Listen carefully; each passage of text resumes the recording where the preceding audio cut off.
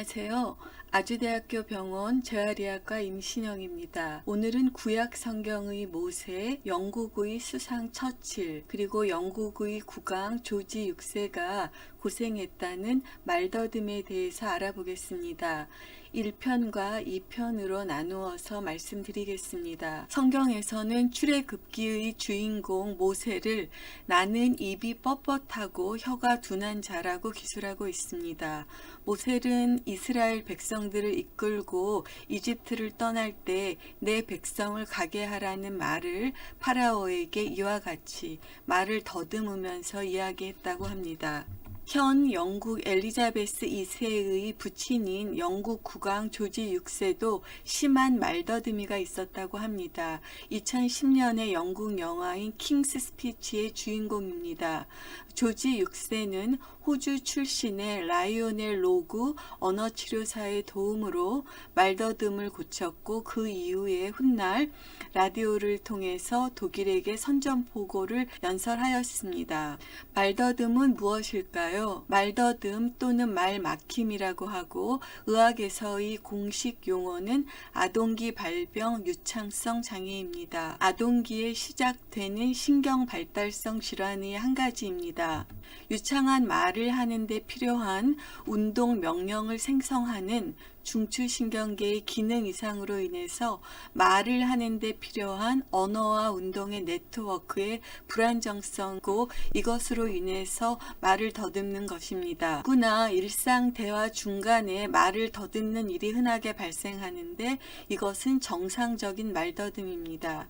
그러나 말더듬의 현상의 빈도가 잦아서 심리적인 부담을 갖게 되는 것을 병적인 말더듬이라고 합니다. 병적 말더듬의 핵심 상황은 불안과 회피, anxiety and avoidance입니다.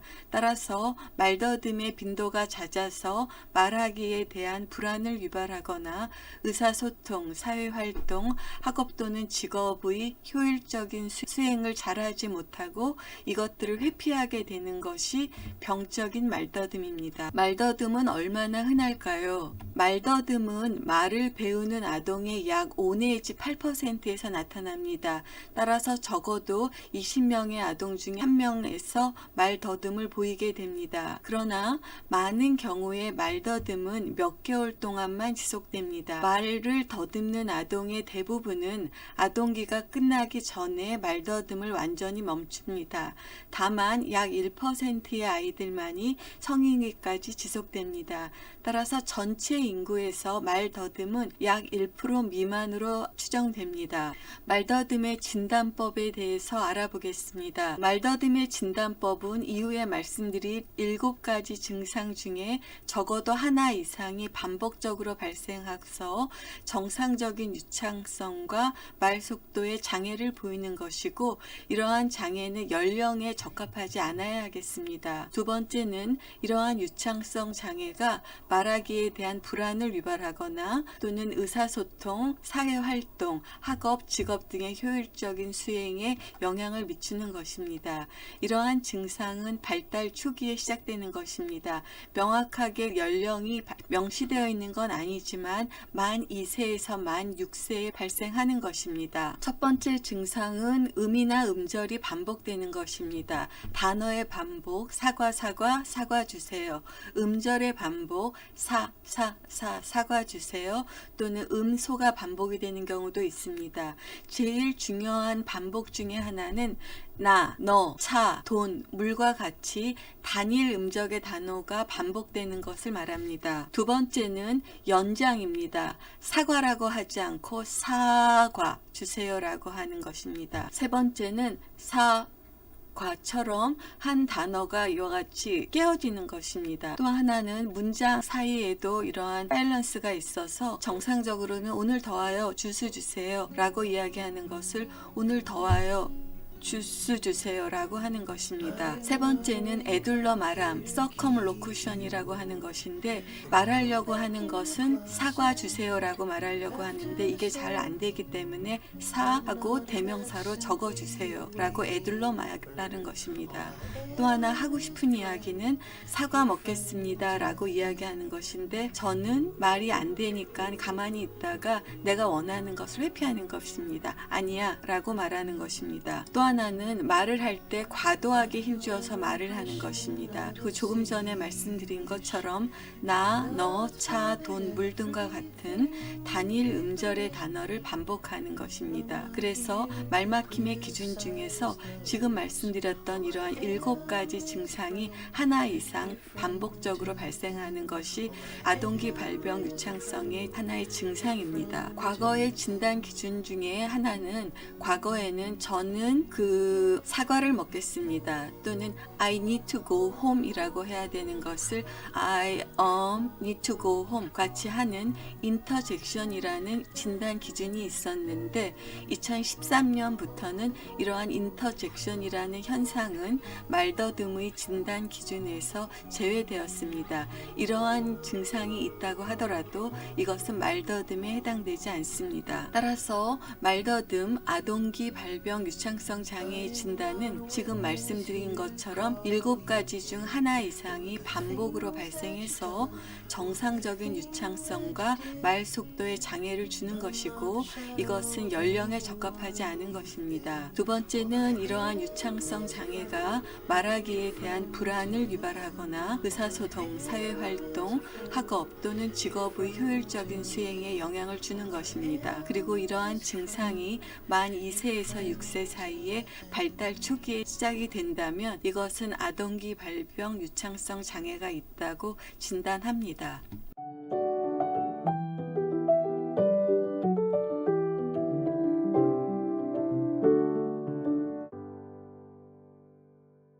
말더듬의 증상에 대해서 말씀드리겠습니다.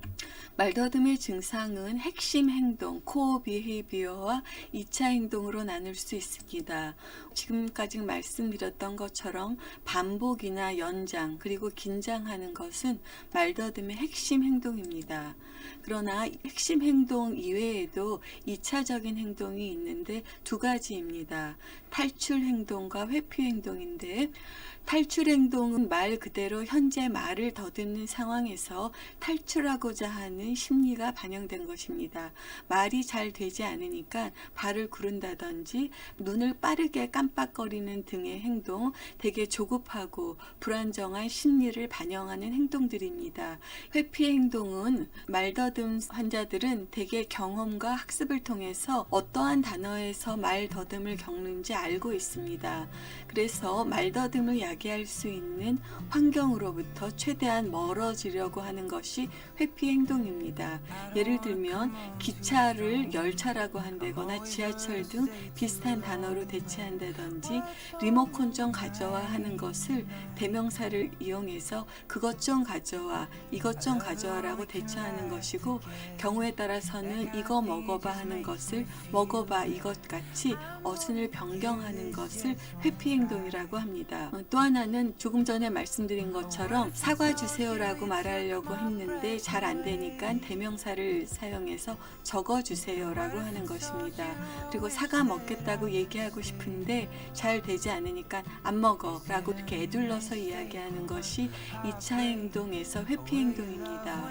말더듬의 정도입니다. 전체 말 중에서 말더듬 행동이 20% 이상이 되면 그것을 중증이라고 합니다.